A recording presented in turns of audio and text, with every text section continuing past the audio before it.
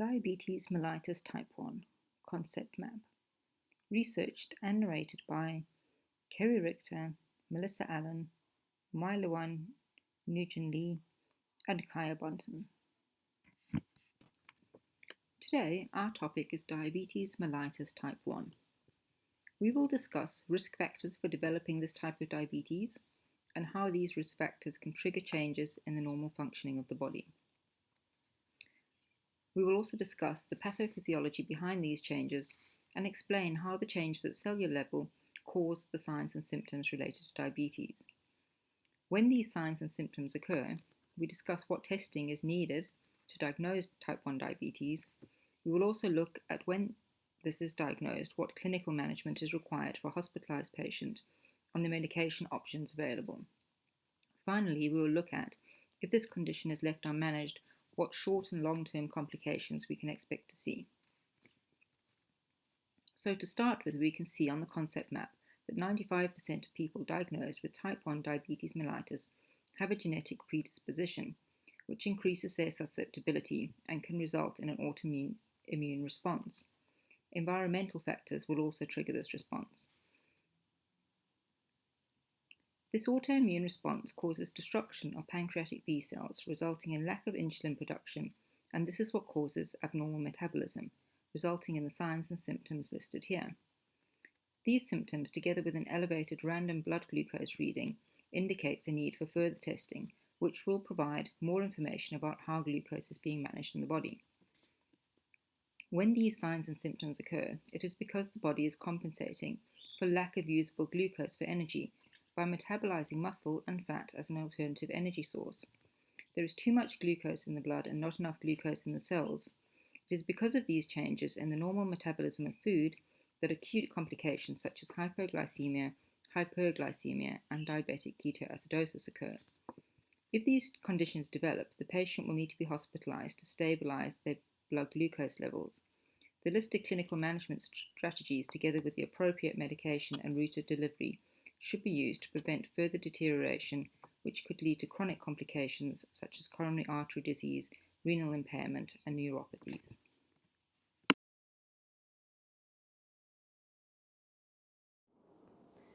"95% of individuals with diabetes mellitus type 1 are genetically predisposed and possess the human leukocyte antigens HLA, DR3, and DR4 antigens, therefore making them more susceptible to being affected by this autoimmune response that results in the destruction of pancreatic beta cells. Family history is also an important factor that determines whether an individual develops the condition. Type 1 diabetes is associated with positive family history. For example, if a child has parents with the condition, they will inherit the increased susceptibility, 5 to 6% chance with the father, and 1 to 4% increased chance or increased risk with the mother. In cases of identical twins, if one of the two were to develop the condition, the risk of the other also developing would be about 30 to 40%. Individuals with autoimmune conditions containing the human leukocyte antigen complex, such as Graves' disease, multiple sclerosis, and pernicious anemia, are also at an increased risk of developing diabetes mellitus type 1, as the presence of the human leukocyte antigen marker increases the likelihood of inciting an autoimmune response. Environmental factors also induce the onset of the condition. Viral infections such as German measles, Coxsackie virus, and mumps, combined with the exposure to the human leukocyte antigen genetic marker, stimulates the immune system to create an autoimmune attack on the pancreatic beta cells. Toxins may promote type 1 diabetes by modifying or damaging the beta cell, causing the release of autoantigens.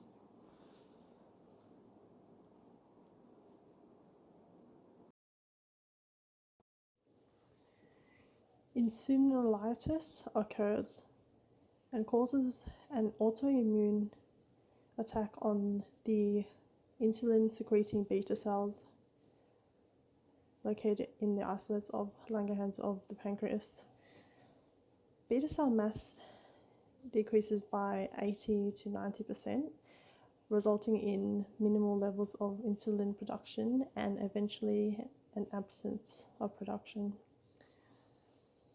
Blood glucose levels rise and the cells of the body become deprived of energy. Gluconeogenesis results as the cells lack energy, and the pre-existing high levels of blood as well as the hepatic output of glucose results in hyperglycemia, which can then lead to ketoacidosis. Furthermore, lipolysis occurs as the body is deprived of energy and proceeds to break down triglycerides into free fatty acids and glycerol, which also act as sources of energy to the body. Advanced glycosated end products are also produced when the glucose in the blood bonds with lipids and proteins. They play an important role in the development of diabetic complications. It can disrupt molecular conformation, alter enzymatic activity, and interfere with receptor activity. Lastly, hyperosmolality can also result when the kidneys try to rid the body of excess glucose.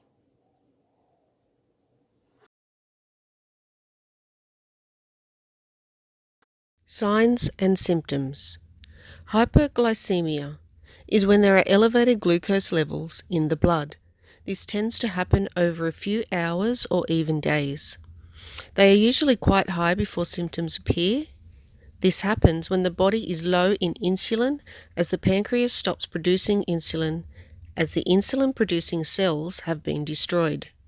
Without insulin, the body cannot turn glucose into energy, resulting in elevated glucose levels.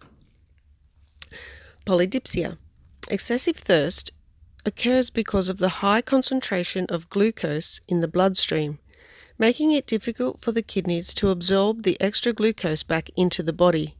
The osmotic pressure continues to rise. This pressure draws water from the bloodstream instead of being cycled back through, forcing your body to lose large amounts of water, therefore making you feel thirsty. Polyuria.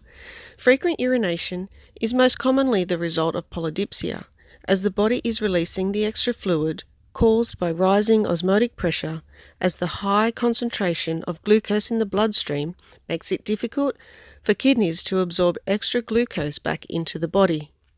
The osmotic pressure draws water from the bloodstream, and instead of cycling through your body, it forces the water to be expelled out of the body.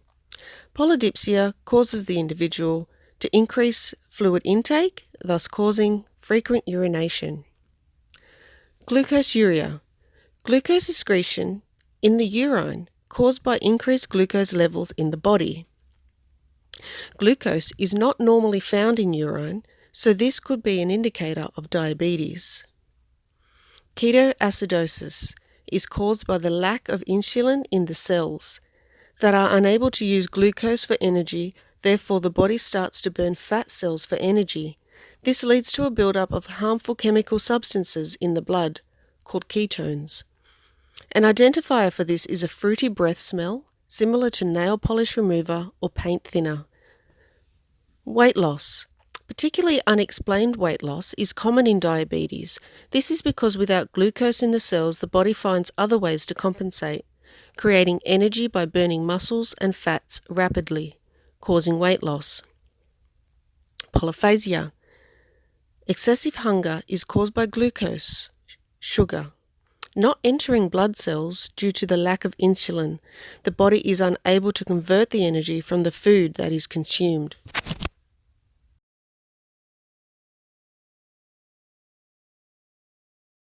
Diagnostic testing. Fasting blood glucose test. This test is usually done before breakfast. It involves a finger prick and requires a blood glucose meter, a lancet device and lancets, and glucose blood strips. The oral glucose tolerance test, OGTT, is performed by testing the fasting venous plasma glucose levels before and after 2 hours of consuming 75 grams of glucose.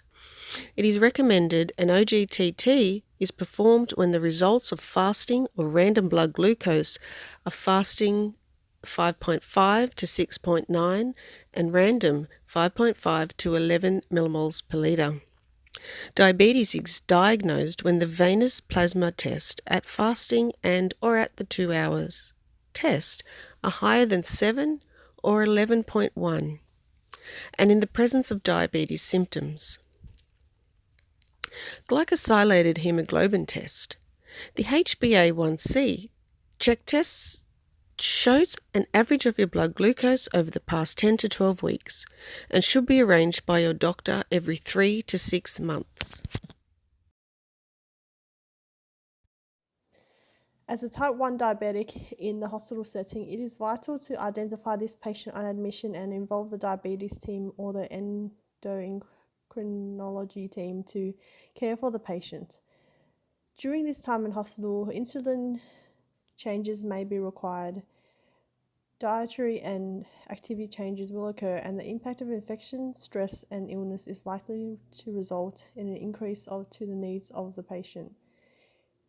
Frequent blood glucose level monitoring is essential prior to all meals, including morning tea and afternoon tea. This is due to the need to ensure blood glucose levels are maintained at the recommended hospital setting level of 5 to 10 millimoles. Assessing the weight and a patient's regular nutritional intake history is vital to understanding the patient's baseline and ensuring the patient is maintaining adequate intake during their hospital stay. Estimating and counting carbohydrate intake is necessary to prevent complications occurring, such as hypoglycemic or hyperglycemic episode. This may be affected if the patient is nil by mouth or unable to swallow food or fluids.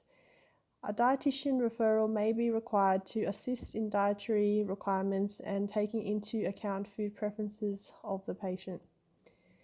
It is essential to calculate an accurate dose of insulin. As a nurse, before administration of insulin, we need to be certain this is the appropriate for the patient and their individual circumstances.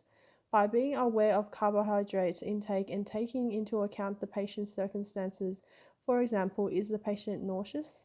Will this patient be able to tolerate their meal after I have administered insulin? If concerns are raised, this needs to be escalated to the treating medical team. The adult subcutaneous insulin chart or online medical administration record needs to be used within the hospital setting for the administration on order of insulin and documentation. Regular monitoring of patient vital signs is essential, especially for a patient's respiratory rate and their hydration status. As hyperglycemia can cause dehydration due to osmotic diuresis, this can further result in acute kidney injury and electrolyte disturbances. Electrolyte disturbances can be evident as cognitive changes in the patient.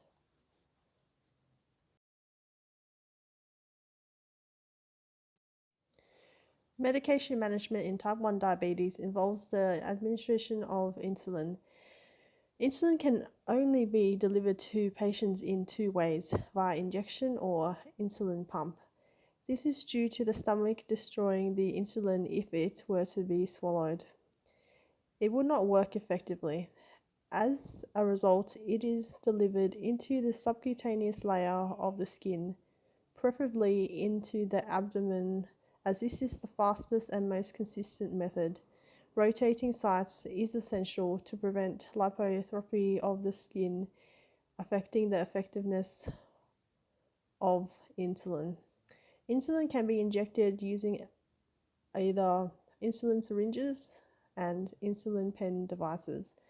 Knowing how to measure the insulin dose on the individual device being used is necessary to avoid giving the incorrect dose to the patient. The insulin pump is a small electronic device giving a continuous dose of short-acting insulin to the patient.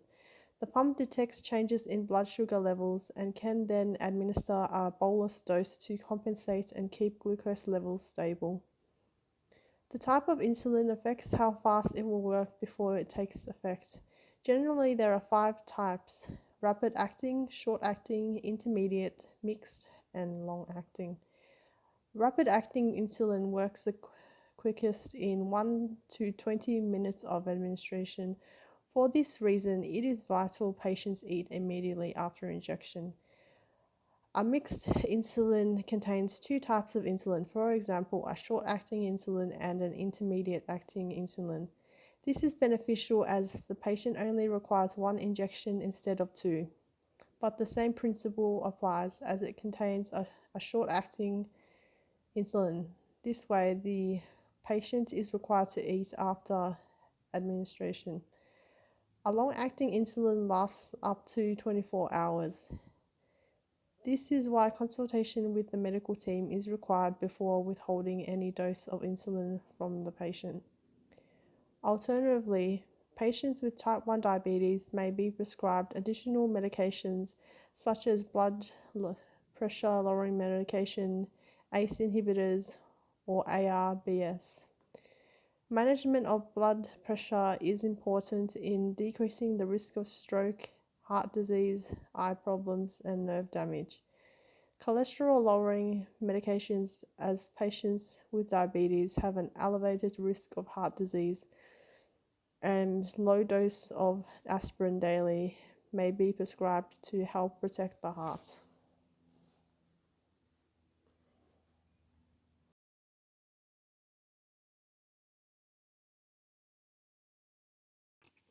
Acute and chronic complications of diabetes mellitus type 1. The acute complications, such as hypoglycemia, hyperglycemia, and diabetic ketoacidosis, occur because of disruptions to glucose homeostasis, whereas the chronic complications are linked to poor control of blood glucose levels over time, resulting in chronic hyperglycemia. Hyperglycemia, or high blood glucose levels, can be triggered by a counterregulatory hormone response to stress and illness. Unmanaged hyperglycemia can progress to diabetic ketoacidosis. This is because increased glucose causes osmotic diuresis, leading to dehydration and decreased circulatory volume. Without adequate insulin to utilize available glucose in the blood, muscle and fat cells are metabolized to provide an alternative energy source. This leads to an accumulation of ketoacids, causing metabolic acidosis, which suppresses the central nervous system and can lead to coma and possibly death. Hypoglycemia, or low blood glucose levels, is common in people with type 1 diabetes, and it results primarily from a mismatch between insulin intake, physical activity, and carbohydrate availability. This results in a compensatory autonomic nervous system response, together with an impaired cerebral function due to a decrease in glucose available for the brain to use.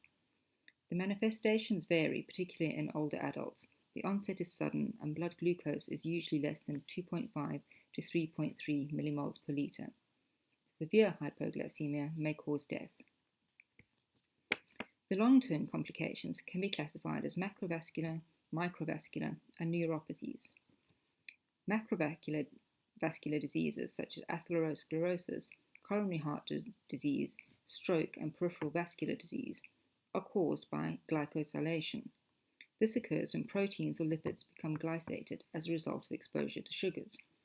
These then accumulate in the tissues and blood vessel walls, causing damage to the structures. Microvascular diseases are a result of osmotic cell injury. High glucose levels increase intracellular osmotic pressure, which damages the cells and the myelin on peripheral nerves, causing retinopathy, which can lead to blindness, nephropathy, which can lead to renal failure, and neuropathies, which can lead to impotence, diabetic foot disorders, and amputation.